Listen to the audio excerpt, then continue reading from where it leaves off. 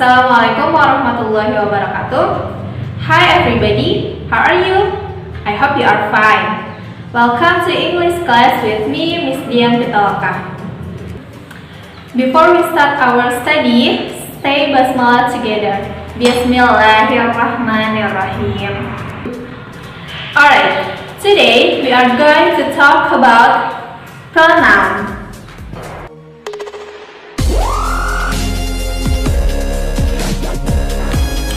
A pronoun or personal pronoun can replace a noun or another pronoun. Jadi, personal pronoun ini adalah kata ganti orang atau benda. Personal pronoun terdiri dari 5 jenis, yaitu subject pronoun, object pronoun, possessive adjective, possessive pronoun, dan reflexive pronoun.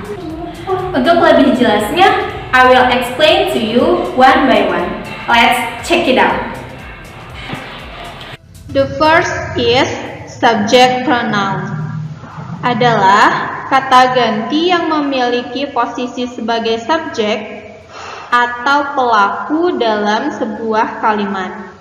In English, ada 7 subject pronoun yang bisa digunakan untuk menyusun kalimat sempurna, yaitu I atau saya, you atau kamu, they atau mereka, we atau kami, he dia untuk laki-laki, she dia untuk perempuan, dan it dia untuk benda atau hewan. For the example, we can see I am 14 years old. Saya berusia 14 tahun. You seem sad. Kamu terlihat sedih. Jerry is happy. He is happy. Nah, perhatikan yang he ini merupakan kata ganti dari Jerry. Carla is very sad. She is very sad. Nah, kalau she ini menggantikan Carla. The cat is cute. It is cute. Nah, the cat itu digantikan oleh it. My friends and I will go to the cinema. We will go to the cinema. Nah, pronoun we itu menggantikan my friends and I. Teman-teman saya dan saya itu jadinya kami, kita pakainya we. Tamara, Tia, dan Dara go to school together. They go to school together. Nah, Tamara, Tia, and Dara di sini digantikan oleh pronoun they, mereka. The second is object pronoun. Adalah kata ganti yang berfungsi sebagai objek atau kata ganti milik yang dikenai tindakan. Untuk you and it tidak ada perubahan bentuk dari subjek pronounnya. Jadi, objek pronoun yang mengalami perubahan adalah I menjadi me, they menjadi them, we menjadi us, he menjadi him, she menjadi her. Kita bisa lihat contoh. Bring me a glass of water. Nah, di sini kita tidak pakai bring I. Kenapa? Karena saya di sini posisinya sebagai objek. Jadi kita pakainya me. Bawakan saya segelas air. The headmaster wants to meet you. Kepala sekolah ingin bertemu denganmu. You di sini tetap ya seperti subject pronoun. Will you join us to study in library? Maukah kamu bergabung dengan kami untuk belajar di perpustakaan? They are cute rabbits. I like them. Nah, them di sini itu kata ganti dari rabbits. Loh, kenapa kan rabbits hewan? Kok pakai them? Ya, karena rabbitsnya banyak, lebih dari 1. Jadi kita pakainya them. Kalau rabbitnya cuma satu, nggak ada tambahan s, kita pakainya it. Erna is stingy. Everyone hates her. Erna sangat pelit. Setiap orang membencinya. Her di sini kata ganti dari Erna. Andika is very friendly. Everyone likes him. Him yang terakhir itu merupakan kata ganti dari Andika. Where is my bag? I cannot find it. Nah, bag itu digantikan oleh it. Next, possessive adjective adalah pronoun yang digunakan untuk menunjukkan kepemilikan terhadap suatu benda. Jadi, possessive adjective tidak bisa berdiri sendiri. Harus diikuti oleh noun atau kata benda setelahnya. Possessive adjective meliputi my, saya, your, kamu, their, mereka, our, kami, his, dia laki-laki, her, dia perempuan, its, dia benda atau hewan. My cousin lives in Kalimantan. Kita bisa lihat setelah my itu ada noun atau kata benda yaitu cousin yang artinya sepupu. Jadi cousin di sini menunjukkan kepemilikan dari I yang artinya sepupu saya tinggal di Kalimantan.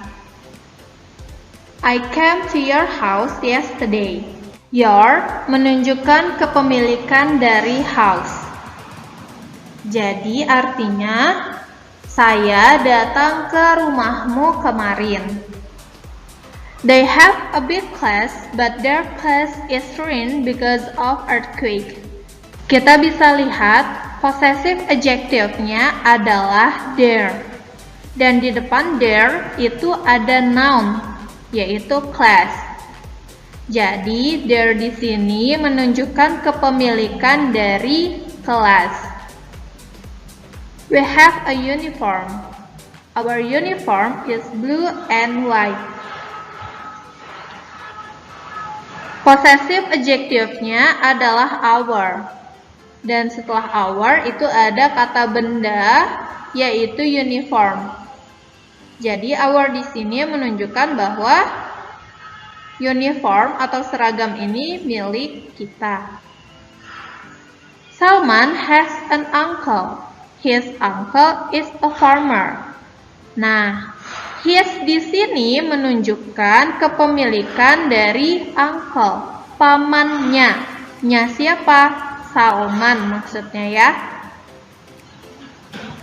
Anggi has a sister. Her sister is a waitress. Her di sini merupakan kepemilikan dari sister, kakaknya. Nyanya siapa? Anggi. I have a cat. Its eyes are round. Nah, its di sini merupakan kepemilikan dari eyes. Eyes-nya siapa? Matanya siapa? Matanya cat. The fourth is possessive pronoun. Sama seperti possessive adjective, possessive pronoun adalah kata ganti orang yang menunjukkan kepemilikan terhadap sesuatu. Bedanya, possessive pronoun didahului oleh noun yang dimiliki. Selain itu, possessive pronoun bisa juga digunakan untuk menghindari pengulangan dari dua benda. Misalnya, your car is parked right beside theirs. Sebenarnya kalimat tersebut juga bisa berbunyi your car is parked right beside their cars.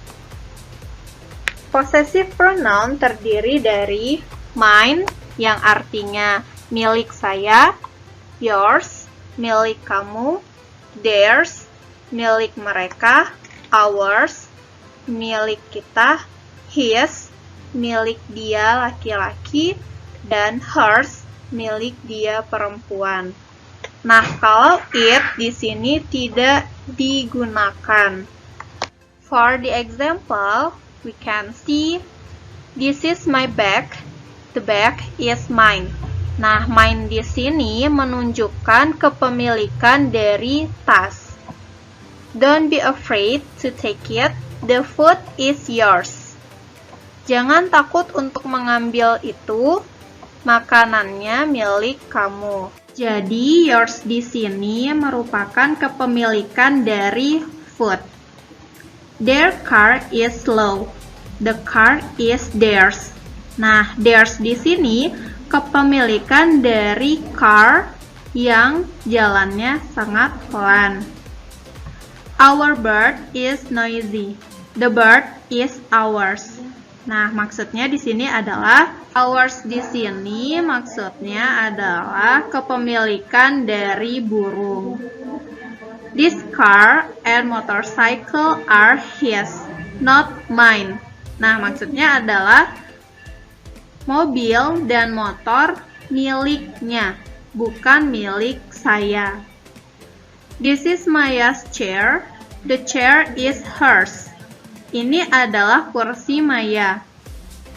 Kursi ini miliknya. Nya di sini maksudnya adalah milik Maya.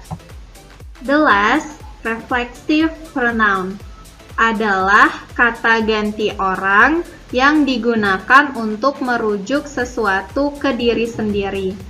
Pronoun jenis ini dibagi menjadi dua, yaitu yang tunggal atau singular yang diakhiri dengan self, terdiri dari myself, diri kita sendiri atau diri saya sendiri, yourself, diri kamu sendiri, herself, diri dia, perempuan sendiri, himself, diri dia, laki-laki sendiri.